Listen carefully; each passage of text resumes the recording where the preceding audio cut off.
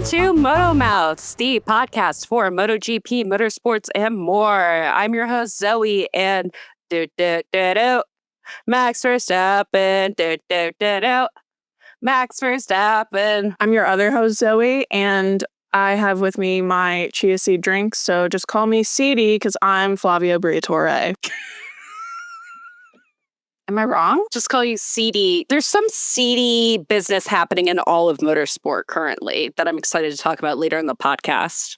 It's like the 80s are back, and in a big way. I'm so excited that the 80s are back. Maybe not like with the great Coke from the 80s. Not that we were partaking. We weren't born. So yeah, we weren't partaking. Just to check in, do we have anything to say about Jorge Martin for 2 minutes at the top of the pod, every pod? No, we don't, actually. Yay!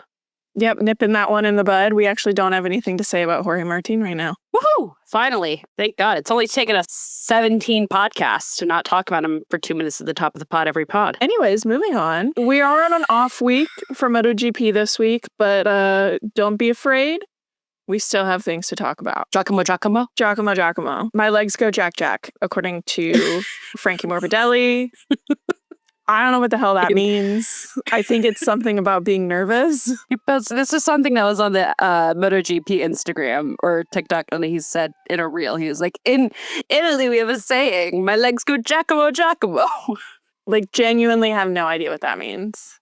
And I will give Frankie Morbidelli a lot of leeway for a lot of things. I got nothing. You sent it to me and said, me when my legs go Giacomo. That's what we should be talking about with Jorge Martin. His legs go Giacomo. No, his legs are the only thing that's working right now. Please, we cannot jinx that. Okay. Anyways, what's happening in MotoGP world? Well, there is some maybe good news for the plight of KTM, which since the end of last year has been embroiled in this something billion-dollar debt crisis. A doozy. Yeah, like, one might call that a lot of money, right? I guess. Yeah, I'm not a mathematician. How many hot dogs is that, Chicago Pope? Oh, man. I'd say a lot. At least 5. At least 5, correct. But the latest on KTM is that one of their longtime investors, which is an Indian company, Bajaj Auto, I think I'm saying that right. Can I just say, when I first read that, I can't read. And I thought that said Baja Auto. And I was like, yeah, Baja Blast. We both went for Shaka. Kills me. Hang loose. Absolutely not. Yeah, Bajaj Auto is an Indian company that is not Baja Blast.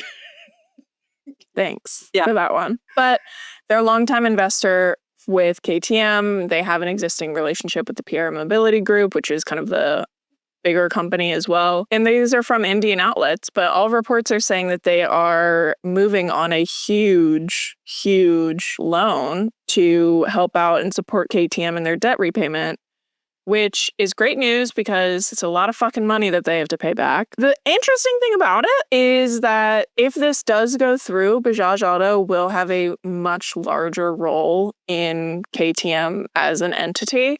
So, like, no one has any idea what that could potentially mean for them as a racing group.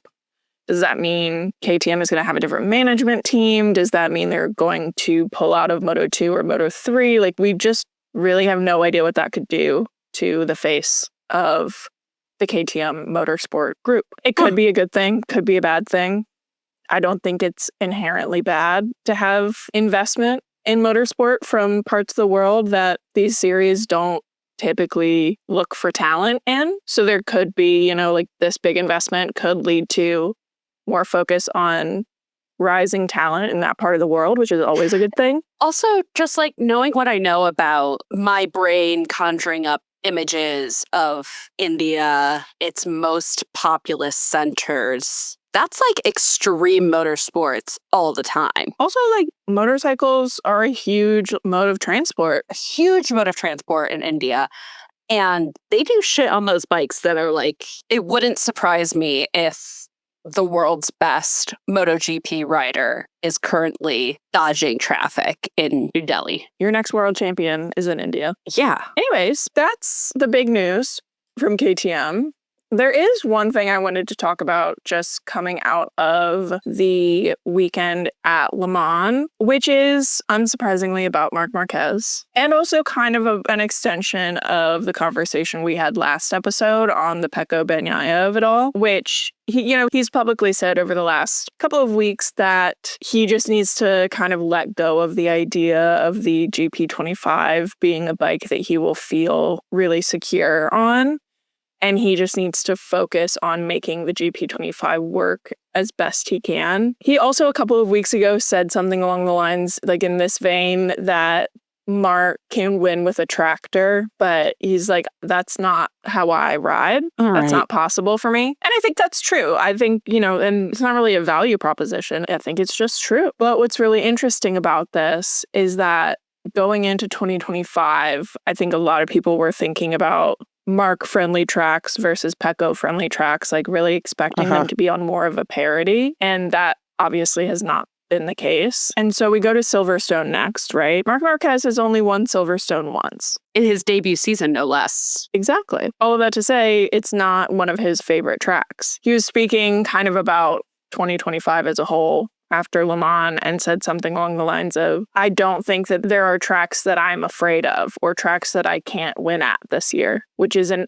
absolutely bonkers thing to say. Based on this season, it's looking like that could be true. Like, I don't think he's crazy for thinking that. And he very clearly drew a line back to Qatar this year, and Qatar is famously a track that he doesn't really like. A Pecco track, yeah.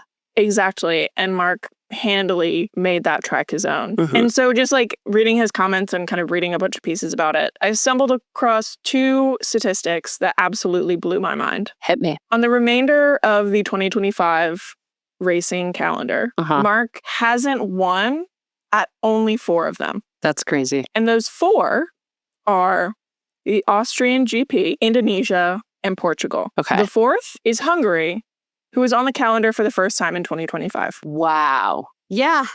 Yeah. I don't even really know what to... Like, it's just crazy. I know Max Verstappen was in a very similar place, I think, in 2023, where it was, like, dwindling down to, like, the last 3 tracks he hadn't won at in the modern F1 calendar. What's the second statistic? No, those were the 2 of them. It was just that one. So there's 2 statistics.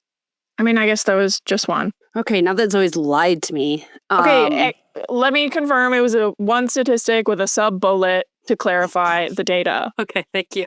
You're welcome. Are we going to talk about Silverstone now? Yeah, let's talk about Silverstone. So I'm guessing this means that you're going to predict Marc wins for Silverstone. I am going to predict that. Yep. Any other predictions you'd like to make? Yeah, I actually would. I'm going to go with an Alex P2, Mr. P2 back in business. This track is kind of a free-flowing, really quick pace track. Alex likes those. Marc himself was like, Alex will be fast at Silverstone.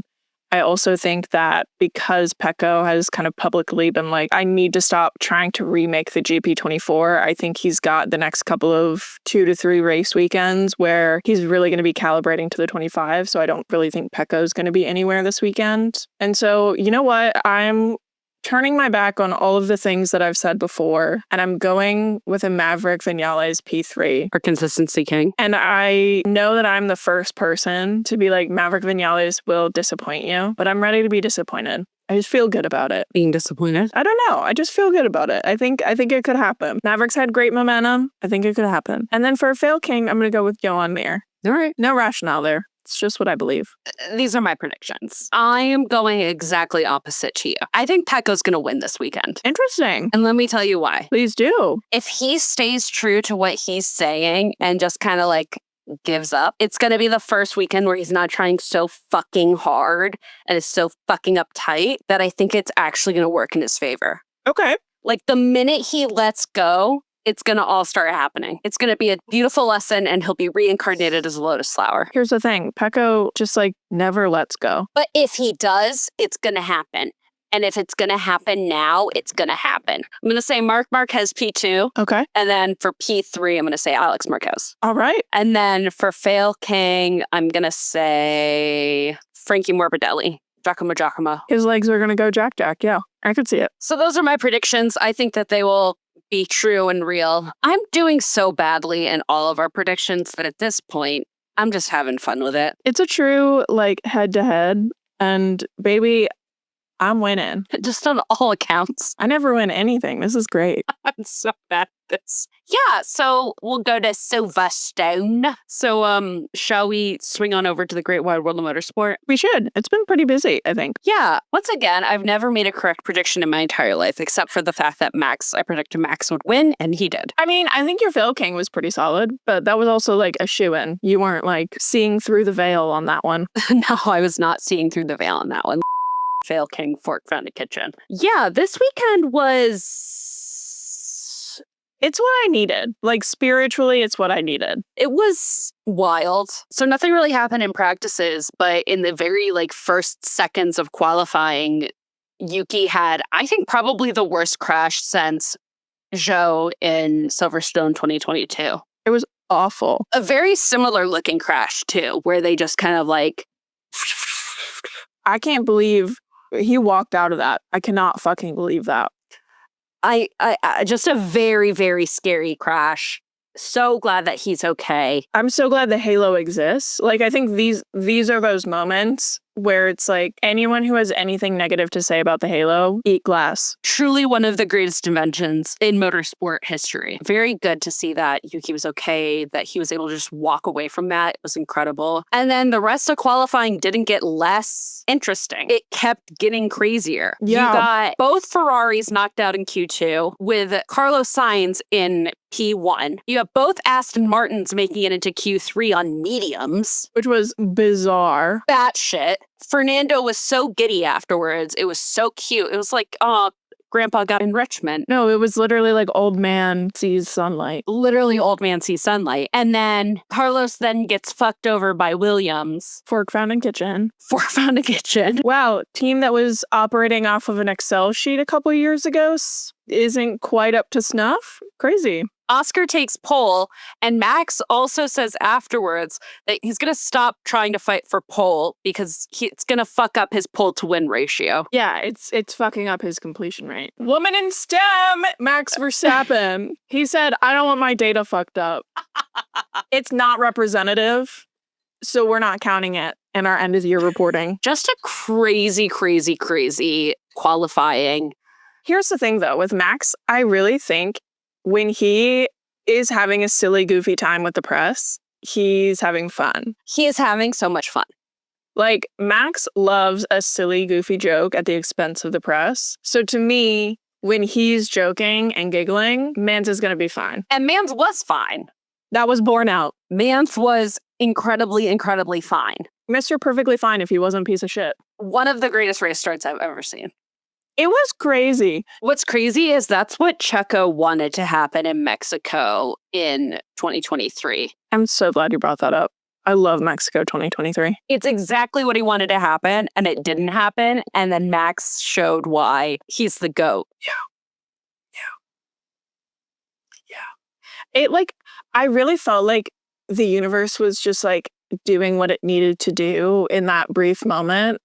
And I just felt calm, and I felt held, and I felt assured of world peace. Like, I have never enjoyed F1 like I enjoyed F1 this Sunday. It was really great. This is what McLaren dominance has done to us. I know. McLaren dominance has gotten Italian fans at Imola to sing "Do Do Do" Max Verstappen During the podiums, that is insane. That is insane. Booing him. They were booing him last year. If this is a sign for how Marc Marquez is going to be welcomed into Misano and Mugello, I'm excited. I've noticed something that I've been meaning to bring up for a couple of episodes now. Why is it that both the Italian red teams are sponsored by fuck-ass printers? Are you talking about Lenovo? Yeah. I would not say that Lenovo is known for printers. Every monitor and desktop printer I've ever had is Lenovo. I would say the first thing they're known for is laptops, PCs, monitors, tablets. You can say the same thing about HP. They both make printers. Yes, I'm very confused that you went straight for printers, I guess, universally. Well, because I think HP is far more printery. I would disagree. I don't think either of them are printer forward. What do you mean? HP is printers. Have you ever had a HP work laptop? You'll never think printers first after that. Those are life ruining. I swear to God, HP is, I'm looking it up. I'm not saying they don't make printers. I'm just saying Printers is listed second on the description. okay. All I'm saying is that I don't think from a brand proposition, I don't think printers are the first thing people would think of for HP or Lenovo. All I'm saying. Have we noticed that both, okay, whatever. Have you noticed that? No, I haven't. That both of those Italian red teams are sponsored by shitty tech companies? That's too broad of a brush because every team is sponsored by a shitty tech company. But shitty hardware companies from the 90s. Oracle is not that old. DP World isn't that old, but I know their shit. Chrome, Google Chrome is only like 20 years old. I'm just saying. Where is my Cadillac IBM? Give me my Apple GMC. No, better. My Apple BMW. My Cisco Tesla. No, I want a Microsoft Teams Porsche F1 team. Wouldn't that be so funny?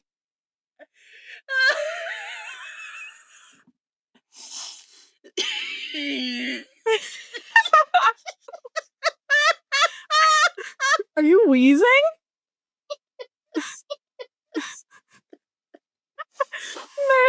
Microsoft Teams. Okay, I'd get a hat. Yeah, I would too. I mean, VR46 is eBay. Why? I don't know. Williams should be sponsored by Etsy. Oh my God, Williams should be sponsored by Etsy. Anyways. Oh my God, Ferrari, Christian Mingle. Farmers only. McLaren, farmers only. Oh, that's bad. Anyways, back to the race weekend. Yeah, so a lot of evil things also happened in this race. Yeah, let me run down a list. Okay, go ahead. Oscar roughly shouldered out of the way 0.2 seconds into the race where he was starting from pole. It was a jostling. And I say roughly as a compliment. It was within racing parameters. Oh, yeah. Can I just say, though, he didn't bitch and whine about it like somebody else. It's so great you say that because the next thing on the list is Lando Norris sulkily asking for a position swap. You know what we're going to say to that? Fork found in kitchen. Fork found in kitchen. Mm-hmm. Can I also just say here, I know we're running down a list. What happened to McLaren supporting the driver in the championship lead? We all knew that was a lie. So when it's Lando in the lead, Oscar always has to give a position. But when Oscar's handily leading in the championship, I see you, farmers only McLaren. I know what you are. Republican. A liar. Back to the list. Yuki Tsunoda, bad day at work for Yuki Tsunoda, who said, yeah, let me hold up Oscar Piastri so maybe he won't lap me so I can help Max. And guess what he wasn't able to do? Like, embarrassingly quickly. Hold up Oscar Piastri. It was a rough one. It must be said, Yuki did a very good job of getting up to P10 after a crash that big. That's incredible. Still, I expected more. I think you and I disagree a little bit on Yuki. I like Yuki a lot. I just am not seeing anything different between him and Checo right now, in all honesty. Everybody who is like, don't you miss Checo now during this weekend? It's like, no, he was still also bad. Why are we forgetting that Checo was also still bad? This was like the Checo special this weekend. Why would you want Checo back? He would have done jack different. He would have done nothing different. You would have gotten the exact same result. He would have crashed out in Q1, and then he would have ended up P10, and he probably would have gotten driver of the day. And I'm not saying I don't want Checo back. I'm just saying that, like, I don't. I think Checo and Yuki are very, very similar. And I think because Red Bull has done this whole thing where they've gone from to Yuki, and now Yuki's not performing the better either. And it's not an easy comparison to compare Yuki and Isaac Hadjar because they have two different cars, and we know now that the V-Carb is much easier to operate than the Red Bull is. We know that. I just don't think Yuki is performing to the standard at which, like, that seat requires for someone who is supposed to be supporting Max Verstappen in a serious title fight, in which he is basically the least competitive he has been in the last 5 years. But also, it must be said, no one else on the grid in the Red Bull driver pool would do any better. I love Isaac Hadjar. He's doing an incredible job for his rookie year. No one's going to do any better. And I don't think that's an excuse. I just think like, Red Bull, you fucked up and it's embarrassing and we should all laugh at you if I weren't going to cry about it. So it's just rough. Anyways, continuing down the list, Fernando Alonso was being tortured in front of grandstand after grandstand the entire race weekend as the quote-unquote unluckiest driver in the world. Elder abuse.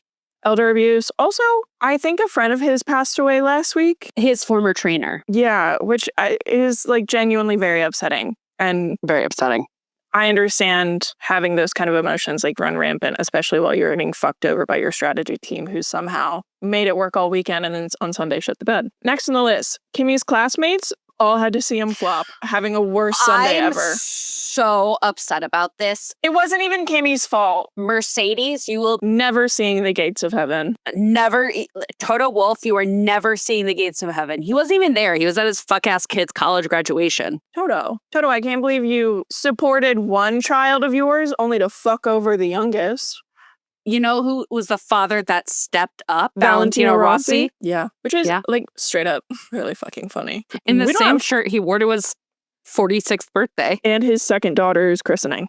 He only has one shirt, and it's a fuck-ass yellow bowling shirt. I think it's like Chanel or Dior or something. It looks like it's ugly.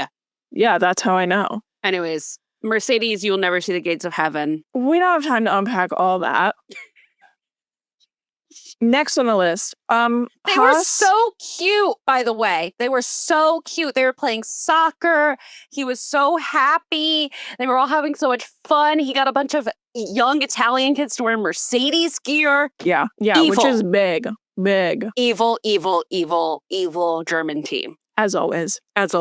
Haas, who's been having a pretty solid season, just fell apart, which was sad and a bummer for them. Sad. Charles and Lewis somehow dragged their shitty red tractors out of the obscurity of Q2 into, for Charles, a podium position, which then he immediately got fucked over by the safety cars. And then Lewis was just like, basically thought he was going to die the whole time because the tires were fucking gone. He's so dramatic about his tires, though. Can we be so for real? I have been saying this. I have been saying this for like years.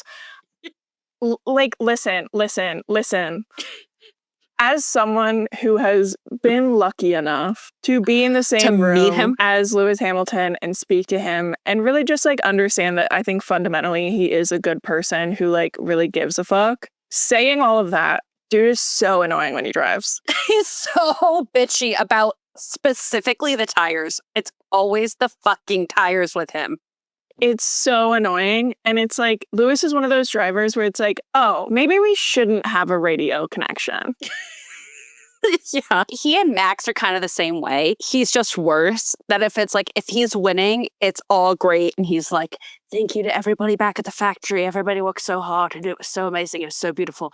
And if he's anywhere but P1, he's like, this fucking sucks. The tires sucks. We aren't shit. Make a cup of tea. Like, he bitches nonstop. And it's so funny because you're right. He and Max are the same. And Max is the exact same way. If Max is winning, he's like, pit stop practice. Let's like, oh, I was watching this in the stands, blah, blah, blah. And then if he's not, he's like, the wind! This car is not on rails. Like, this car is fucked. I can't drive. Like, where are the brakes? Meanwhile, both of them, and Lewis was literally doing this on Sunday, are putting in lap times that are not changing at all. Like, they are doing some solid fucking work. And they're like, the car's shit. And it's like, babe, you're fine. I think you're okay.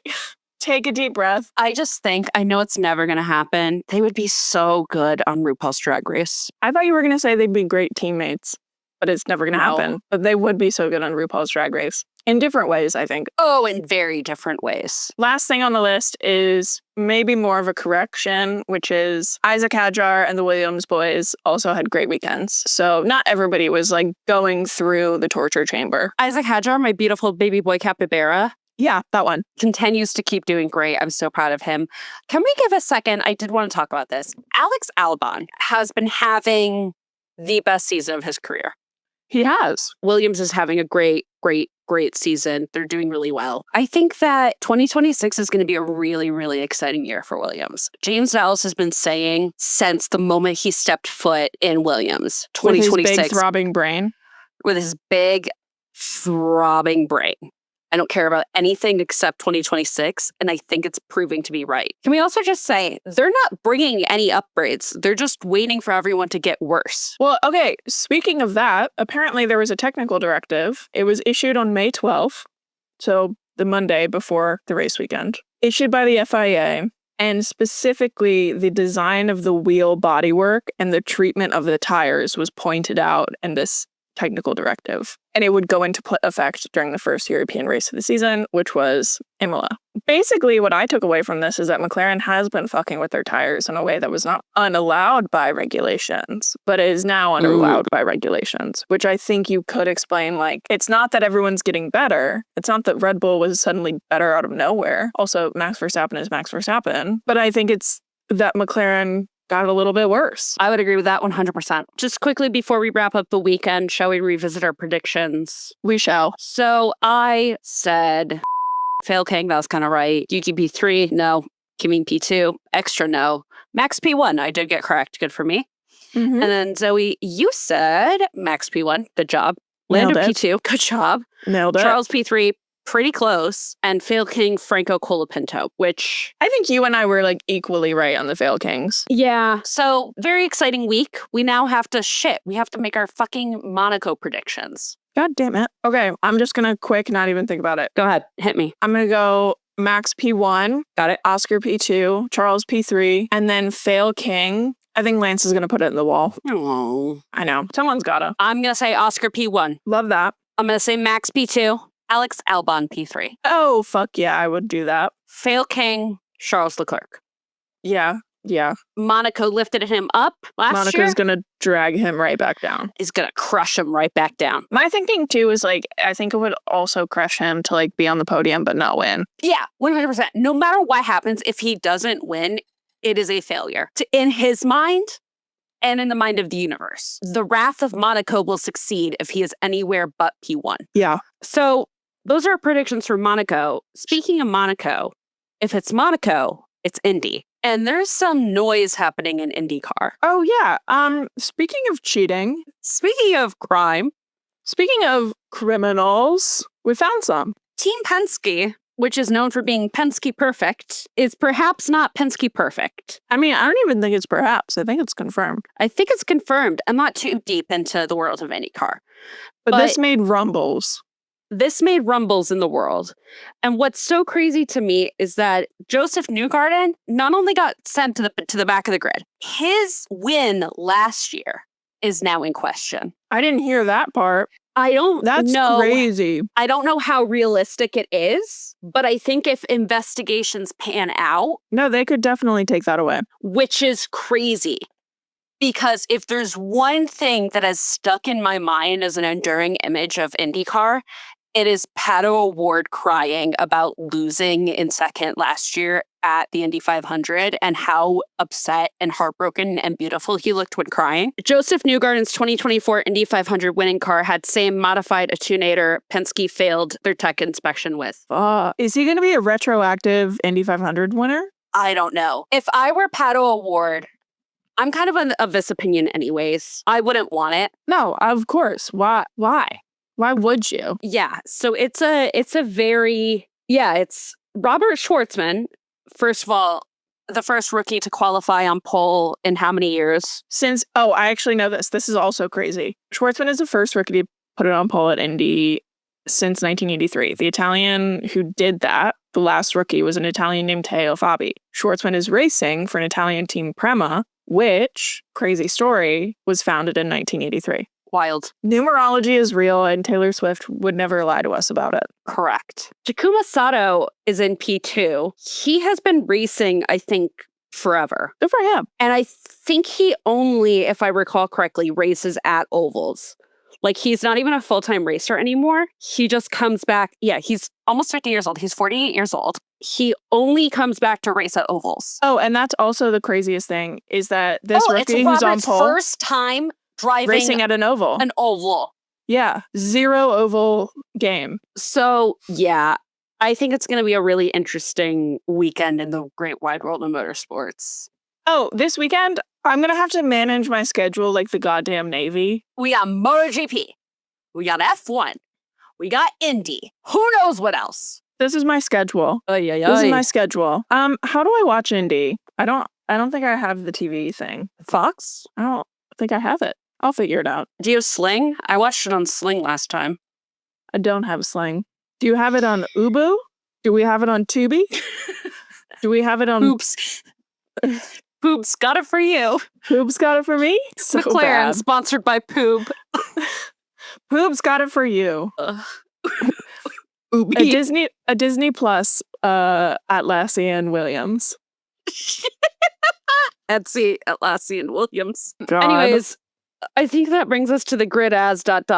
which is a moment at every podcast where we take a handful of riders and drivers from across the great wide world of motorsports and categorizes them as a person, place, thing, idea, concept. And in honor of the Indy 500, I thought we could do types of milk. How is that in honor of the Indy 500? Oh my God, that's the most famous thing about the Indy 500. Okay, teach me. What's going on? When they win, the winner drinks milk. That's so fucking American, derogatory. And there's like a whole system where like people who don't drink whole milk are looked down upon. Again. And you have to make your like milk selection beforehand. And there was like this whole big drama. Like one year somebody chose like a non-dairy milk and it was a huge issue. And people were like all up in arms about it. Culture. It's woke. The milk was woke. It is literally the most famous thing about the Indy 500 is that the winner drinks a giant gallon of milk. I hate that. Out of like a glass bottle and everything. I really hate that. That's the Indy 500, baby.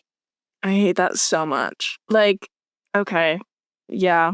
Let's fucking go. Would you like to go first? Yeah. So I will be discussing Marc Marquez and Pecco Bagnaia. This is such, I hate this category. Marc Marquez is a protein like milk drink because that I just know for sure that dude drinks some batshit stuff to keep his body in like fighting form. I know it. And it's ultra enriched with calcium because of his like shitty bones. Decrepit bones, yeah. Just glass bones. I see that. Pecco Bagnaia is skim milk. I'm not explaining further. No, I understand. I understand completely. Thank you.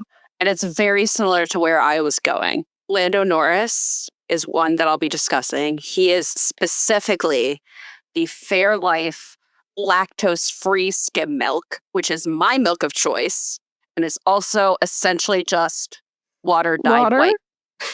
Yeah. No, you know what Lando is? Lando would just drink like whatever milk's in front of him, but then also refuse to take his Lactaid. Yeah. That's Lando. No, I think he'd be weirded out by the texture of whole milk. He'd complain about it for the next 2 days, and people would be like, you have Lactaid in your wallet. Like, I know you do. He would see that 2% kind of sticks to the side of the glass and get grossed out by it. Yeah.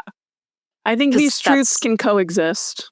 That's true. That's true. And then the second one I'm going with is Lewis Hamilton. Lewis Hamilton is goat milk. God, you're so right. You're so right. In so many ways. So many ways does he goat milk. Wait. Can I offer a consideration? Yeah, please. Maybe he's like homemade oat milk. He is homemade cashew milk. Yeah. Yeah. He is up all night. Sebastian Vettel sent him his homemade cashew milk recipe. And got him addicted. Yeah. And he is hand milking cashews. That's why he's so irritable in the car. He's so tired. Anyways, this has been a wild ride of an episode. Next week will maybe be a long episode because we'll have so much to talk about. We'll have so much to talk about. And then there's another F1 race after that. Oh my God, triple I hate fucking triple headers. Okay. Let me breathe. I can't. I gotta be done now. I need to go scream out my window. Make sure to follow us on Instagram, Threads, TikTok, YouTube. We're having a lot of fun. Why did you just start yodeling? We've had really long days. That's the summary of this podcast. We've had a really long day. Anyways, I guess we let's say that just keep every week. We had a series of long days. Yeah, come hang out with us. We're a fun time. Then let's keep chatting soon. Okay, bye. Bye.